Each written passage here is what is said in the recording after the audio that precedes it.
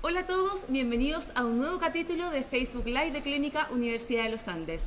Hoy hablaremos sobre hemorroides y para conversar sobre este tema nos acompaña el doctor Alejandro Barrera, cirujano coloproctólogo de la clínica. Muy buenos días, doctor. Buenos días, Catalina. Doctor, muchas gracias por acompañarnos hoy día. Encantado.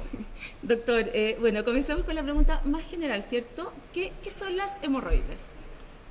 Bueno, las hemorroides, para empezar a conversar de hemorroides tenemos que decir que los hemorroides son estructuras normales del canal anal. Todos tenemos hemorroides, nacemos con hemorroides. Corresponden habitualmente a tres cojines vasculares formados por comunicaciones arteriovenosas que la función que cumplen es generar un bulto, ocupar espacio dentro del canal anal para favorecer la continencia fina. La continencia que el esfínter, el músculo que cierra el canal anal, no logra completar porque no se cierra en forma hermética. Entonces el espacio que queda una vez que se cierra el esfínter es ocupado por el tejido hemorroidario y eso permite la continencia completa del canal anal.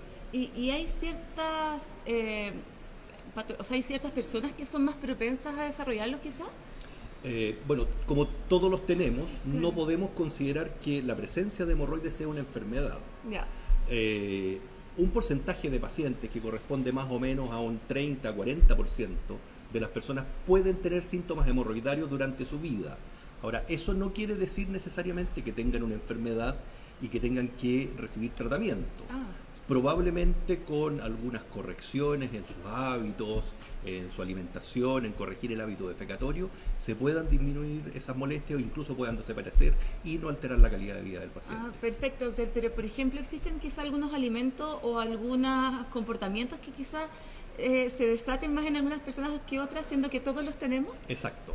En general, las personas que tienen más síntomas hemorroidarios son aquellos que tienen o una constipación muy importante, o sea, tienen dificultades importantes para evacuar, aquellas personas que difieren mucho el acto evacuatorio y por lo tanto cuando logran evacuar tienen una evacuación explosiva y traumática, o aquellas personas que tienen una diarrea importante. Entonces, cualquier alteración del hábito defecatorio puede llevar a la aparición de síntomas hemorroidarios.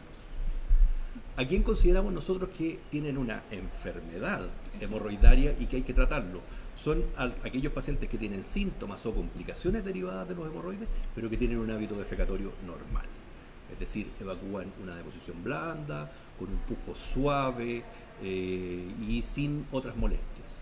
Si esa persona sangra, tiene prolapso de los hemorroides o tiene complicaciones hemorroides, esa persona tiene una enfermedad hemorroidaria y a esa es a la persona a la cual nosotros le ofrecemos algún tipo de tratamiento. Perfecto, doctor. Y con respecto a los tratamientos, ¿cuáles son los que existen actualmente?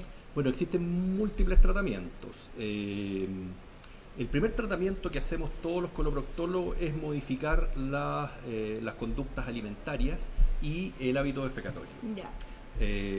Recomendamos el consumo de fibra, principalmente verduras con hoja, y frutas que no tiendan a provocar constipación.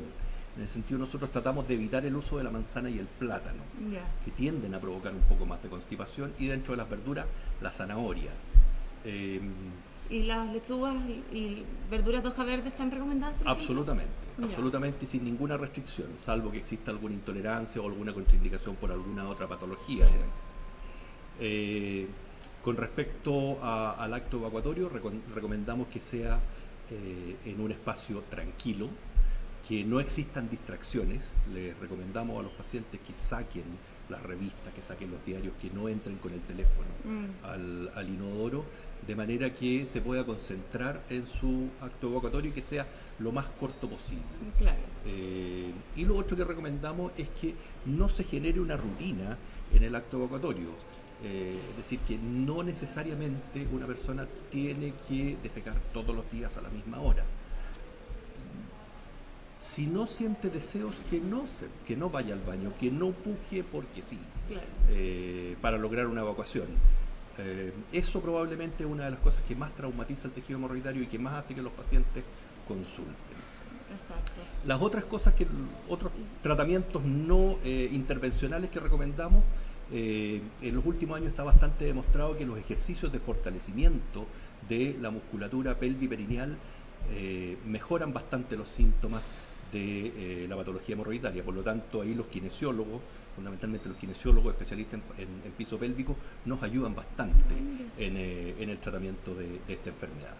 Y después de eso pasamos a los tratamientos intervencionales ambulatorios, que los hacemos en la consulta, que son la ligadura elástica y la esclerosis, es decir, colocar alguna sustancia que genere una cicatriz en el tejido hemorroidario de manera que éste no sangre o no se prolapse, o una banda elástica que lo atrapa y hace que también se genere esa cicatriz. Y finalmente los tratamientos quirúrgicos, que los que realizamos aquí en la clínica son la hemorroidectomía clásica, la hemorroidopexia grapada con Stapler, y últimamente hemos incorporado la ligadura de las ramas arteriales de los vasos hemorroidarios guiados por Doppler, que son las tres alternativas que nosotros podemos ofrecer. Y con respecto al postoperatorio, en general, ¿es un postoperatorio amigable para los pacientes o tiene algunas complicaciones? Depende del tipo de cirugía. Ya. La hemorroidectomía en general es un postoperatorio bastante complicado. Los primeros 15 días son bastante dolorosos. La piel del canal anal es una zona que tiene mucha inervación, es una zona muy sensible. Por lo tanto, los primeros 15 días es un dolor bastante importante. Y por eso es que se han generado otras técnicas que tienden a disminuir el dolor postoperatorio. Se logra en un porcentaje bastante importante. Con la hemorroidopexia grapada hay más o menos un 10% de pacientes que refieren un dolor pélvico importante. Pero el 90% de los pacientes tiene un postoperatorio bastante amigable. Y con la ligadura guiada por Doppler, la tasa de dolor importante disminuye más todavía, es alrededor del 5%. Entonces hay un 95% de pacientes que tienen un postoperatorio bastante bueno. ¿Cuál es el inconveniente de estas técnicas? Es que la recurrencia del prolapso o del sangrado hemorroidario es más alta que con la hemorroidectomía tradicional. Entonces, la verdad es que nosotros le ofrecemos a los pacientes qué alternativa prefieren. Claro. Prefieren una cirugía más segura, con muy poca recurrencia, o una cirugía que tenga un poco más de recurrencia, pero un postoperatorio más amigable. Claro. Doctor, y con respecto a lo que usted comentaba hace unos minutos atrás sobre la alimentación, pensé también en el consumo de alcohol. ¿Eso influye en la aparición de hemorroides o no tiene nada que ver? Influye en la aparición de síntomas hemorroidarios, no solamente el alcohol, sino que todos los alimentos irritantes, el ají, los condimentos, la pimienta, todo eso puede hacer que los síntomas hemorroidarios sean más intensos en una persona que tiene un mal hábito defecatorio o en una persona que tenga verdaderamente una enfermedad hemorroidaria. Perfecto, doctor. Bueno, ya nos están llegando algunas preguntas, entre ellas la de Mónica, que nos pregunta ¿cuántas veces se pueden operar las hemorroides? ¿Se puede hacer más de una vez o no? Se puede hacer más de una vez porque, como dijimos, el tejido hemorroidario es un tejido que es normal. Por lo tanto, cuando se operan los hemorroides que están enfermos. Ya. El resto de los hemorroides del canal anal se dejan porque están sanos. ¿Se pueden enfermar esos en el transcurso del tiempo, en el seguimiento de ese paciente? Claro. Entonces sí, puede ser que necesiten más de una cirugía. Claro. Doctor, ¿y la aparición de estos síntomas que hemos mencionado durante la entrevista son más comunes en hombres o en mujeres o no discrimina para un género o para otro? En general son más frecuentes en mujeres porque la constipación es más frecuente en mujeres. Ya. Pero las personas que tienen una enfermedad hemorroidaria verdadera, la verdad es que no discrimina por género. Perfecto. Es tanto en hombres como en mujeres. ¿Y por qué a veces es común quizá que mujeres que después de haber tenido guagua, después de sus embarazos, tienen aparición de hemorroides? Bueno, el embarazo genera un aumento de la presión intraabdominal, produce una disminución del retorno venoso, por lo tanto produce congestión de todo el territorio vascular que está por debajo de donde se genera esa compresión, que es provocada por el útero grávido. Claro. Y dentro de eso está también el tejido hemorroidario, entonces se produce una congestión del plexo hemorroidario. Ahora, si además consideramos que esa paciente embarazada puede tener un parto vaginal, más o menos 1/3 de las mujeres tienen una crisis hemorroidaria después de un parto normal. Ah, es alto el porcentaje. Es alto el porcentaje. Sí. Claro, sí, es común escuchar que eso ocurre después Sí. de los embarazos. Sí, es bastante frecuente. Doctor, y con respecto al factor hereditario, ¿también influye eso? Por ejemplo, si mi padre o mi madre tuvieron hemorroides, ¿es probable que yo lo pueda tener o no necesariamente? Hay 2 situaciones que hay que diferenciar. Uno es en aquellos pacientes que tienen constipación. Ya, Si yo soy constipado y tengo síntomas hemorroidarios, le enseño a mis hijos a comer lo que yo he comido toda mi vida. Exacto. Por lo tanto, si yo como pocas frutas, poca verdura y tomo poco líquido, le enseño a mi hijo a comer lo mismo. Entonces, por lo tanto, ellos también van a ser constipados y también pueden tener síntomas hemorroidarios. Ahora, en aquellos pacientes que tienen una enfermedad hemorroidaria, en que el síntoma principal es el prolapso, es decir, que los hemorroides se salen fuera del canal anal y que hay que reducirlos en forma manual, ahí sí puede haber un factor genético por una enfermedad del colágeno que impide que los hemorroides se sujeten en el lugar donde tienen que estar ubicados normalmente. perfecto, doctor. ¿Y a qué señales tenemos que estar alertas? ¿Cuándo es el momento indicado que tenemos que ir a visitar a un médico? Bueno, primero, en algunas ocasiones los síntomas hemorroidarios pueden estar ocultando alguna enfermedad más importante. Ah, ya. Un cambio del hábito defecatorio, una persona que defecaba en forma normal y que aparece una diarrea no explicada con síntomas hemorroidarios o una constipación no explicada, también acompañada de síntomas hemorroidarios, puede estar escondiendo alguna otra enfermedad. Así que en ese momento es importante consultar, cuando existe un cambio en lo que ha sido la vida normal Claro. del paciente. La otra situación en la cual se debe consultar es cuando estos síntomas alteran la calidad de vida.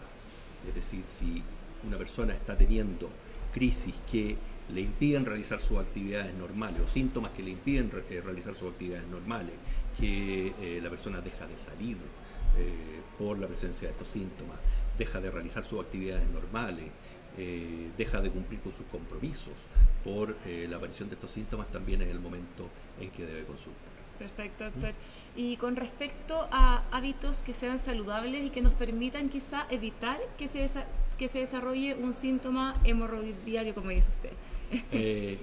En general, lo que nosotros recomendamos es el consumo de bastante fibra, una dieta rica en fibra. Eso implica una alimentación adecuada, al menos 3 comidas al día, cumpliendo todos los colores de la fruta, idealmente en la mañana, el desayuno que sea café o té o leche o lo que esté acostumbrado a tomar, acompañado de cereales o de fruta, al almuerzo una buena porción de ensalada y en la cena también agregar algo de fibra, una ensalada o una fruta o una cosa así.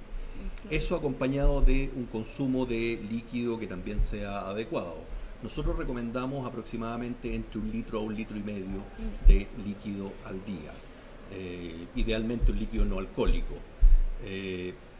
Y al decir ese litro o 1,5 litros, no estamos contando el té que se toma al desayuno, el vaso de jugo del almuerzo, ni el té o el vaso de jugo que se toma en la once o en la cena, sino que aparte en el transcurso del día tomar entre 1 litro o 1,5 litros de algún líquido no alcohólico en el día. Perfecto. Lo otro que es importante es realizar ejercicio y actividad física. Al menos caminar unas 4 o 5 cuadras en el día. Eso favorece el tránsito intestinal y evita la constipación. Perfecto, doctor. Y una pregunta también que pensé durante la entrevista que quizás es importante de mencionar. Las personas que tienen, por ejemplo, exceso de peso, obesidad, ¿son más propensas a tener hemorroides o no necesariamente? No necesariamente, pero sí el tipo de dieta que puede llevar a una obesidad con el consumo de grasas refinadas, de harinas refinadas y escaso consumo de fibra también puede llevar a la constipación y a favorecer la aparición de síntomas hemorroidarios. Perfecto. Bueno, doctor, y para ir cerrando la entrevista, ya lo comentó en estos minutos, pero para que le hagamos un llamado también a quienes nos están viendo sobre la importancia de llevar buenos hábitos que en el fondo nos permitan no tener el desarrollo de esta patología. Alimentación, menciona usted. Alimentación, consumo de agua o líquido, ejercicio. Perfecto.